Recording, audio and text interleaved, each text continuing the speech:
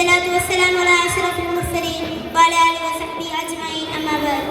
ബഹുമാനപ്പെട്ട അധ്യക്ഷരെ, ഉസ്താദുമാരെ, രക്ഷിതാക്കളെ, പ്രിയപ്പെട്ട സുഹൃത്തുക്കളെ, അസ്സലാമു അലൈക്കും വറഹ്മത്തുള്ളാഹി തആല വബറകാതുഹു.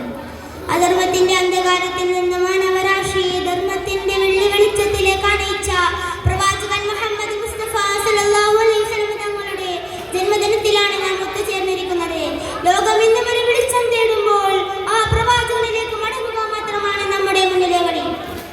മനുഷ്യ ജീവിതത്തിലെ ഓരോ സന്ദർഭത്തിലും എങ്ങനെ ജീവിക്കണമെന്ന കൃത്യമായ നിർദ്ദേശങ്ങൾ നൽകിയിട്ടുണ്ട് നമ്മുടെ പ്രവാചകൻ. കോപിക്കരുതെന്ന് നബി സല്ലല്ലാഹു അലൈഹി വസല്ലം തങ്ങൾ പഠിപ്പിച്ചു. വിനയം വിട്ടുവീഴ്ചയും കാണിക്കണമെന്ന് നബി സല്ലല്ലാഹു അലൈഹി വസല്ലം തങ്ങൾ നമ്മെ പഠിപ്പിച്ചു. സാമൂഹ്യ തിന്മകളോട് അരുതെന്ന് പറയാൻ നബി സല്ലല്ലാഹു അലൈഹി വസല്ലം തങ്ങൾ കാണിച്ച ആർജവം ലോകത്തിന് മാതൃകയാണ്. മദ്യം വേണ്ട, പലിശ നിഷേധിക്കുക,